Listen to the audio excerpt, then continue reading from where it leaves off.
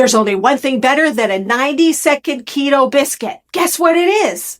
Welcome to the Keto Baking Mechanic, where we create, tweak, and enhance keto and low-carb breads and baked goods, including keto low-carb sourdough, my obsession and my business. Hi, I'm Sherry Mack. I'm 64 years old, and I lost over 70 pounds 15 years ago doing a flexible keto lifestyle, not a diet. And I'm here today to give you everything I've got. My ideas, my wisdom, my experience, my recipes, all so that you can live the way you want, feel the way you want, look the way you want, and most importantly, eat the way you want in the context of healthy ingredients. Low carb, low glycemic.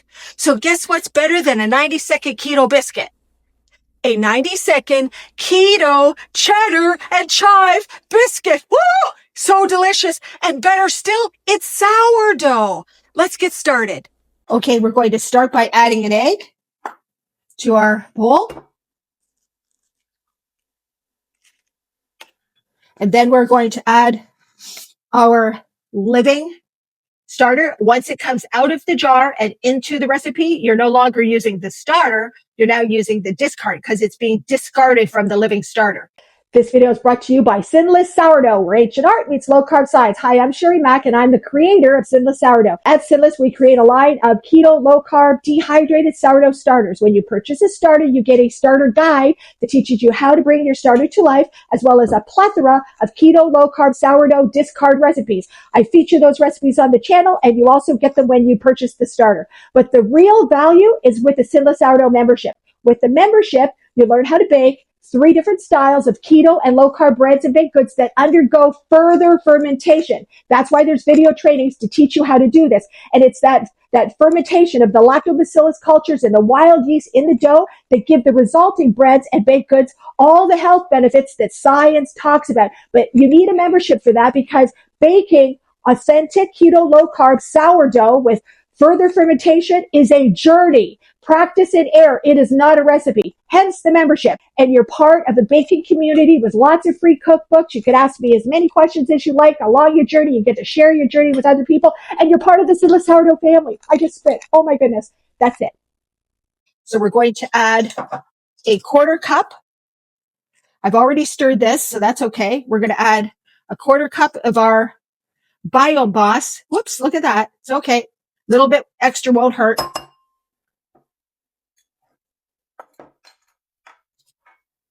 Then we're going to add our almond flour.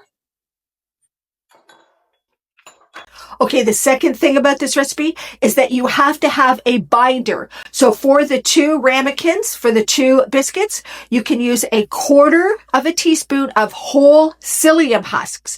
Not ground, but whole psyllium husks. A 1/4 teaspoon. That's how little you actually need. If you add more than that, you're going to change the texture of the biscuits to be more breadish than biscuity. And if you don't have whole psyllium husks, you can also use xanthan gum. And again, you only want a 1/4 teaspoon, because any more than that for such a small amount of dough is going to make it way too heavy and way too dense. So psyllium husks or xanthan gum, it's up to you. Our very wee bit of psyllium husks, whole psyllium husks or xanthan gum, baking powder, cheddar cheese. Okay, now what you want to do is 2 tablespoons in the recipe. I just pinch it. So about 2 tablespoons in the recipe, meaning in the dough, because we're going to put more on top. And then we're going to add a good portion of chives. There's no carbs or much calories in the chives, so we don't care about that. We're just going to give it a bit of a stir. It's so beautiful. We're going to cut the dough in half here.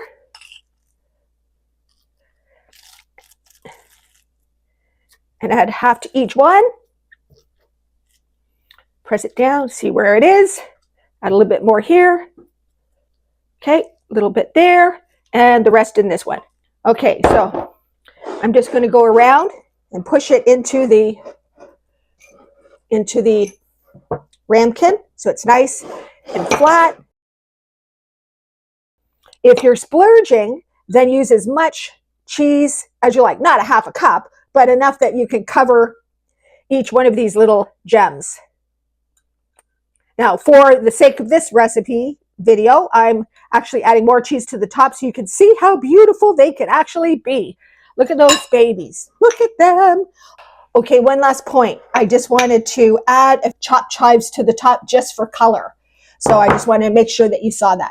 You do not have to do this recipe in the microwave. You can make your 2 ramekins, your 2 biscuits, and you can cook them, bake them for about 10 to 12 minutes. Watch it closely in a toaster oven, in an air fryer, or in a convection oven. It's silly for a 2 biscuit recipe to do it in the oven. It just uses too much energy, but you've got all those options. 350 degrees for 10 to 12 minutes in the air fryer, and it's about the same in the convection oven and also in the toaster oven. So you don't have to use the microwave. Okay, so we are not going to cover the ramekins because we don't want the steam to stay inside this time when we're microwaving them. We want them to dry out to have that biscuit texture. So no lids. Secondly, see the tray? You want to move it over to the side. So as it goes around, the whole biscuit dough is going to be microwaved or baked. When they first come out of the microwave or the toaster oven or air fryer, wherever you're cooking them, you want to use a spatula because you're going to have cheese on the top, and you want to use a spatula and go around the edges right away to pull the biscuit away from the ramekin. As it cools, you don't want the cheese to stick to the ramekin because then when you try to lift it out, it's going to tear it apart. Okay, we're going to just go around the edges.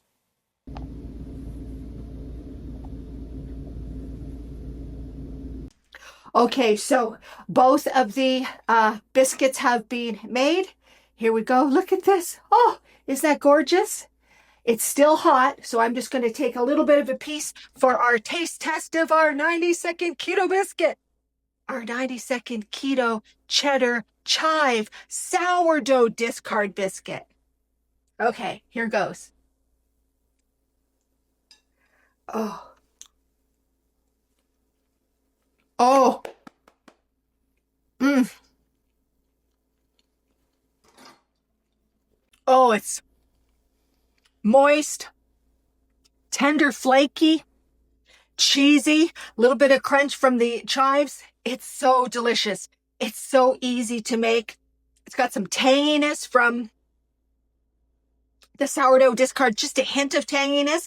If you like that predominant tangy flavor and your starter is still relatively young, because as your starter ages, it's going to add more tanginess to the actual recipe that you're making, and in this case the biscuits. But if you want that tangy flavor and your biscuits are your starter is not yet fully developed, it's going to take quite a few baking before that army of lactobacillus cultures and wild yeast builds up in your starter, which will then translate to the flavor profile of your recipe, of your baked good.